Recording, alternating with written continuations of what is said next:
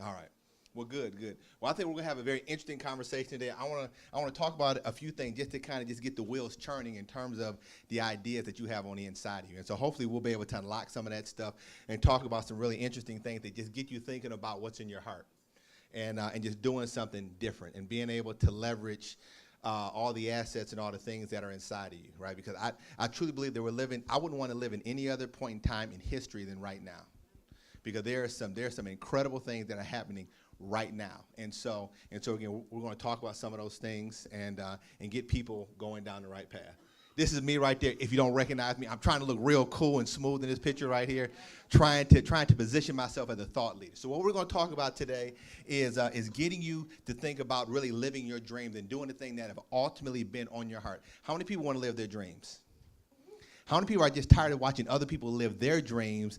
And you see people, you turn the TV on, you turn the radio on, you go on the internet, and you see somebody else that had the same idea that you had, but they end up getting paid for the idea, and you're at home calling your friends saying, I had the same idea. But they executed, they stepped out, and you didn't. And so again, we're going to talk about getting over some of those fears. And so what I want to talk about today is that we live in that economy of factories. And so if you look at our nation, and if you look at the United States, we've really kind of built ourselves on this industrial manufacturing mindset. And so we've done a tremendous job of being able to produce products, create services, and create a wonderful lifestyle for a lot of people. And so, but this mindset of what's worked for the last 50 years probably won't work the same way for the next 50 years. And so now we have to think about how do we recondition and reposition ourselves for what the future has to offer. And so again, if you look at our local economy, you can think about the automotive industry. And we literally built the middle class on the back of the automotive industry right here in the state of Michigan. And what ended up happening is that people got into this mindset of putting a round peg into a round hole, and that caused great success and generated a tremendous amount of wealth. But now, how do we have to operate moving forward? And so what I want to do today is I want to get you to think like a startup. And I'm not saying that you need to have an app out, that you need to have a web-based startup, but I want you to begin to think about some of the lessons and some of the things that these smaller companies are doing to get us to think outside the box. There are plenty of reports out there that'll show you that, if you look at 100% of the net job growth is coming from this small sliver of the economy, these small companies that are about 3 years or less old. And again, they're doing some really radical things, but we're going to talk about a few things today just to get you thinking about what you can do. The first thing that I want to talk about is the Detroit brand. How many people know that the Detroit brand has a lot of cachet that comes along with it? Do you know what cachet means, right? So there's a lot of value that comes along with the Detroit brand, but now can you leverage that to be able to turn that into opportunity? Most people would like to be in national media outlets, but they're all looking for these cool, great local stories. But lots of times we're trying to become this big national story instead of just doing something really cool in Detroit, understanding that there's something about being connected to the city of Detroit. Has anybody heard of Detroit Soup? Okay, they're doing some really cool stuff. They're connecting entrepreneurs with small micro grants. So Amy's doing some really cool stuff. Went to my first one last week, I think it was. It was really cool. That same story out in Silicon Valley might just be another story. How many people have heard of Detroit Venture Partners? They're doing some really cool stuff. Love what they're doing. If they were in New York, they would just be another venture capital. They'd probably just be another firm in New York. But in Detroit, it's a really cool story, and they're doing some really cool stuff here. So when you begin to think about how can you leverage that Detroit brand to be able to create some opportunity for you, and those are some of the things that you have to think about. When I travel places or do things, I'm always thinking about how I can leverage the Detroit angle. If I'm trying to pitch so I can go speak at a conference, I'm tying in the reason that they need to have me come speak because we are a thriving tech hub, and there's data to support that. But now, how can you leverage that in the business or the idea that you have? How many people are trying to leverage the Detroit brand in terms of what they do? There's opportunity out there, so you should look for ways to be able to do that if that can help you to be able to grow your business. The one thing that I want to get people thinking about really is how you categorize yourself. And I truly believe that people really fall into two buckets. One bucket is being a builder. That means that you build your dreams while you build your resume while you're building somebody else's dreams. Nothing wrong with that. You're working for someone else. I believe that people fall into another bucket where they're leapers, right? And so they make a conscious decision of now leaping out and doing and working on their own business. And there's people that are in the middle, and we're going to call them bleepers, right? Because they're between being a builder and a leaper. But I believe that every single person has an idea. They have something that they're working on. We all should have side projects that we're working on. But you need to figure out where you are, and then because this is critical in terms of how you're actually wired. But we all should be like Jane. And what Jane does, that Jane is a thought leader. And so Jane, she doesn't care where she works. She doesn't care if she works for GM, or she doesn't care whether she is running her own business. Because whatever you're doing, whether you want to call it personal branding, self-branding, or all this other stuff, you need to position yourself as a thought leader. And that's what Dave was really talking about. The whole time, he was positioning himself as a thought leader in a certain space. And what I believe is that every single person should figure out, what is the space that you can literally own? What is the niche that you can be the best in the entire world? Worst case, that you can be in the top 3% in the world. And that's the space that you should look to try to own. So that means that if there's someone in that space that has been doing their job 10 years, 20 years, 30 years, that you can go into that space and you can still own it. Meaning that if somebody has a bachelor, the master's, or a PhD, if it's relevant, that you can still own it, and you might only have a GED. And you can still go into that same space and own it. And when I talk about being a thought leader, think about the space that you can literally own. And does anybody have any idea of what space that they would like to own? Y'all don't want to own anything. You just want to no one wants to own any space? Progressive music artists, progressing the art of jazz forward to basically restarting the art to gain masses and to basically incorporate everyone into the art. Okay, cool. Love that. Go ahead, you, and then you. Go ahead. Workforce and career development. Okay, workforce and career development. That's good. Go ahead. Bring the arts back to students, because it left schools about 25 years ago. So I'm looking to foster the children and the next two generations of artists, singers, dancers, movie, acting, musical theater, that kind of thing. Okay, and what I love about all three of those examples is that it's really rooted in what Detroit is all about. It's about the creative DNA in Detroit. If you look at our history is rich in creative DNA.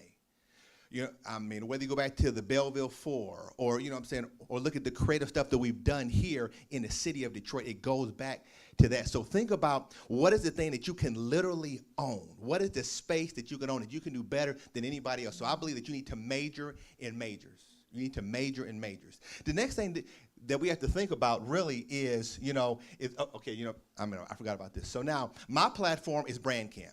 So I began to think about, okay, now what is my platform? How can I now take that and then leverage that for other stuff? And at first I thought I was just doing conferences. And I began to look at it and to understand that we are really an educational platform. And so I began to look at, we were putting together a great group of, in my mind, world-class faculty to be able to help teach the next generation of entrepreneurs. And so I began to look at how I can now shape that to create other opportunities. So not only are you a thought leader, but what is the platform that you're going to be able to use to be able to grow the business idea that you actually have? So begin to think about that, because then that's how people want to connect to who you are, what you do, and it begins to create opportunities. Because again, you have to make it easy for people to be able to connect with you, make it easy for people to be able to do business with you. We have to be tremendous storytellers. You have to be able to tell your story. I can't read your mind. You have to, and lots of times in Detroit, we're just too humble. You have to be confident in your story and be able to tell your story and be able to articulate that story. The reason that it's important is that people make an emotional connection to a story. Brands are nothing more than stories. And so now, how do you articulate your story in a transmedia world? That means across multiple platforms, across multiple different channels, in sound bites. If it's 160 characters for your Twitter bio, if it's 120 characters in a tweet, if it's in a LinkedIn bio, if you're talking on a video, if you have 30 seconds, if you're doing a pitch, how do you communicate that idea? People don't think, so you need to be able to help them to be able to take the information. If I need someone to share something, I don't want them to have to think about how to share it. I want to be able to give it to them, so all they have to do is copy and paste. I want to make it easy for them, because I'm not that important to them. but it's really important to me to be able to help them to easily share the story when I'm not physically in the room. And so part of being able to tell that story is going to be important, but we have to quit being humble. The next thing that I think is important is to ignore the competition. I don't even care what my competition does. I don't spend time looking at what they do. I know who they are, but I really don't care what my competition does. The reason I don't care is because I don't think they can do what I do.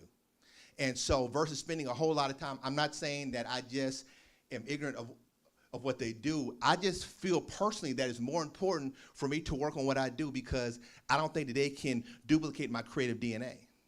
And so versus worrying about somebody who's in your field who has the same name or doing the same thing, just do what you do and just own that particular space. And I think that if you're able to do that, that's where the opportunities come. We have to look to be able to own the space that we want to be in and not worry about what everybody else is doing. We also have to make it easy for people to be able to find us online. So everybody needs to have a footprint online. You need to have a place where people can easily find the information and begin to share the information. Making the information social is part of you being a thought leader. Being a thought leader today is different than it was 20 years ago. Bill Gates was a thought leader, right? Or still is a thought leader, but it took him years of being the senior level manager and doing all these things, when now we have the same opportunity to be able to do that without having to do all the same legacy stuff to be able to create this opportunity for us. So how many people believe that they can be a thought leader in the space that they're in? How many people? Okay, all right, so we have a couple other people that are, they might get there. I know they're just being humble right now, all right? But again, being able to connect it to the geographical location that you're in. Why? Because people are looking for stories. The media, the news, they're always bringing people on the news, and they're looking for great stories. But there's people in your industry that are getting the opportunities. The other thing is that the governor talks about this. He talks about economic gardening, meaning that he wants to take the companies that exist in the state of Michigan and be able to use those companies and grow those versus just trying to bring other companies in from out of state. And I see companies coming in all the time from out of state, right? But now I don't want somebody to come in and take over my territory. I mean, I'm just not going to give it up that easy. Not to say, I mean, I'm not scared of competition, but I want to own, I'm extremely competitive, and I want to own the space that I'm in. And so geographically, how can you literally think about owning the space that you're literally in? I want you to begin to think about that, so as you begin to look at what are the opportunities that exist. Here's an example of being able to tell a story. How many people in here are authors or believe that they have a book on the inside of them? Okay, if you go online, there's a gentleman by the name of Frank, and he wrote this book. It's called The Shape of Design. His goal was to raise $27,000. He put together a Kickstarter campaign to raise over $112,000 and had over 2,000 people back the idea. But he was able to articulate and tell that story. The great piece about this is that now he has clearly communicated that he can build a community, that he can produce a product, that he can sell a product, and he can get people that don't even know him and have never met him to be able to get and rally behind the idea. So now if he does want to go get a publishing deal, it's a lot easier to be able to sell it because he has social proof of what he does. So at the end of the day, you have to be able to articulate and communicate and tell your story so that people want to get behind the story and to help you to be able to achieve the dreams and the goals that you actually have, right? We have to be able to get out there. The next thing that I want to talk about is that you can't be scared of the moment. You literally cannot be scared of the moment. You have to literally walk into place like you own the place. I went to one of my favorite players is D Wade. So I saw him. I saw all these, I saw the security guards and everybody else, and I said, this is my moment. I might not have a chance to see D Wade again, so I'm just going to step in. And how many people have ever tried to take a picture and you brought your phone with you, and you were with somebody, and you wanted to hand that and you're going to hand that phone to somebody, and they look like they could not take a picture with a smartphone? I've been there. Everybody's being shy, but I'm telling you, I have been there before. But I was fortunate enough to be with a friend who understood how to take a picture. So we went in, and I asked D. Wade. He said, cool. He was excited about it, of course. He had heard about me. Y'all laughing too hard on that, no. So I asked Gabrielle. She told me she didn't want to be in it. And so the good friend that I had, he made sure that she was in it, and she's eating food and everything. But that was a moment that I wasn't going to have again, potentially. So I said I had to then take the moment and take advantage of that particular opportunity. So the thing is, you cannot be scared of the moment. Everybody's going to have their 15 seconds of fame or 15 minutes of fame, as they talk about. But now, what are you going to do at that moment when that moment comes? When you have that opportunity, what are you going to do? Are you going to step up? Are you going to be scared and then you're going to kick yourself for the next 10 years because you didn't step up with that opportunity?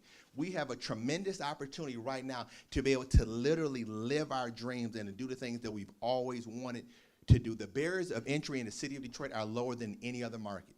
The stuff you can do here is different than it being in New York, Chicago, San Francisco.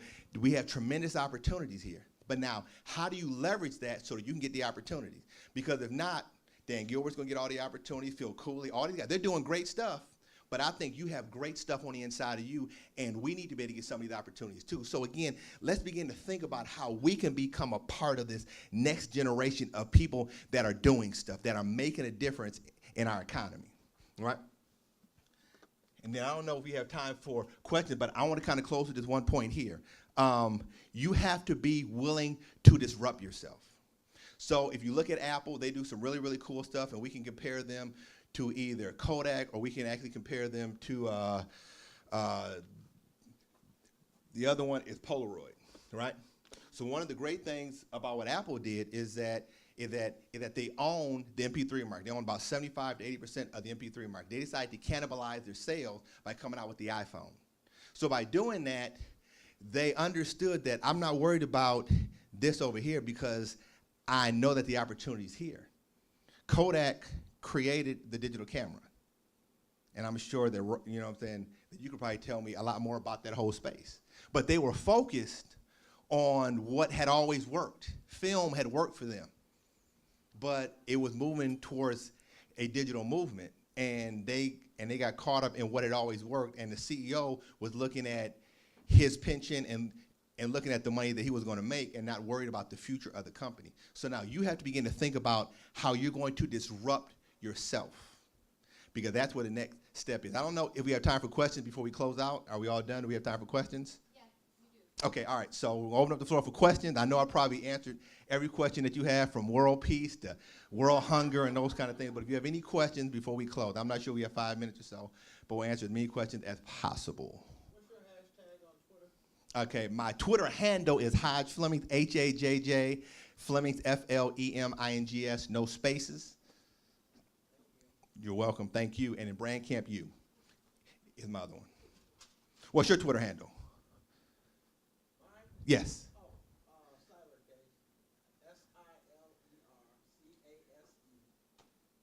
All right, so once we put that with the MI success hashtag, you're probably gonna get like 10,000 followers like that. All right, go ahead. I'm with a nonprofit organization, Optimist International, and district here in Michigan. What would you recommend for a nonprofit to rehab, an identity problem? It's the best kept secret in the world. Nobody knows who we are sometimes.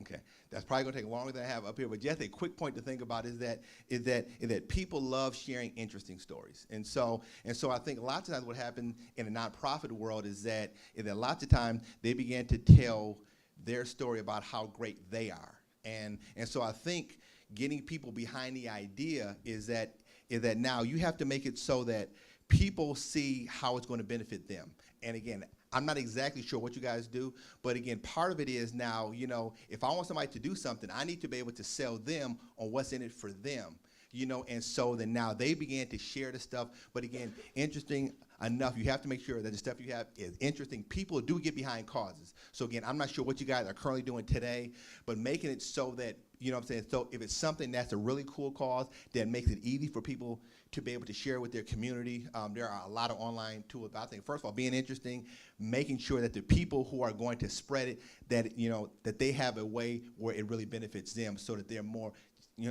just like with pictures. People love sharing pictures about themselves. So, so people are always into it in terms of how it's going to impact them. So I would really try to look at that lens. So that's like a 30-foot answer, and I'm not, saying we probably have to get a little bit deeper. So, all right, next question.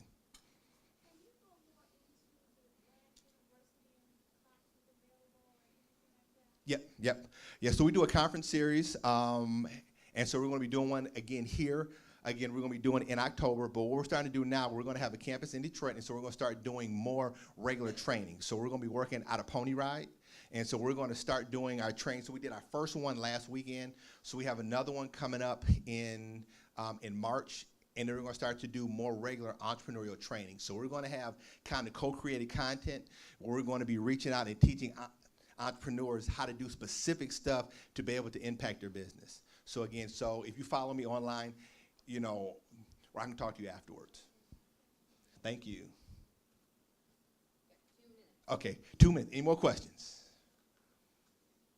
I know you probably all want $1 million in small bills, but anything else outside of that? Okay. To think about developing a story, what are some of the recommendations that you would give, just to kind of get a thought, Okay.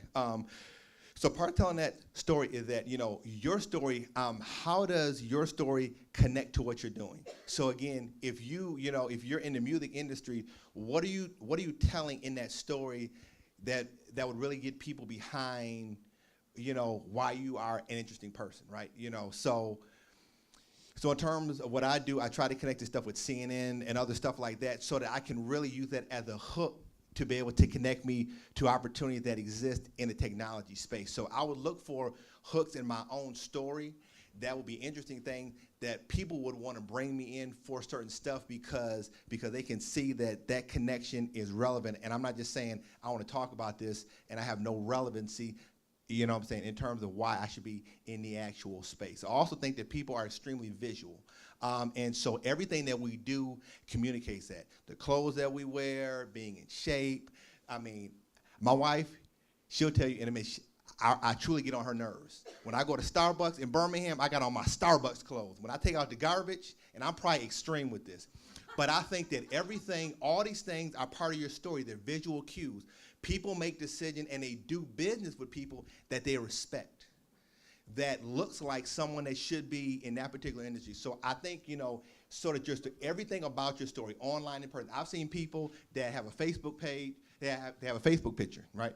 I'm 41 years old, they have a picture from high school. I'm like, big fella, that picture was cool when you were in high school.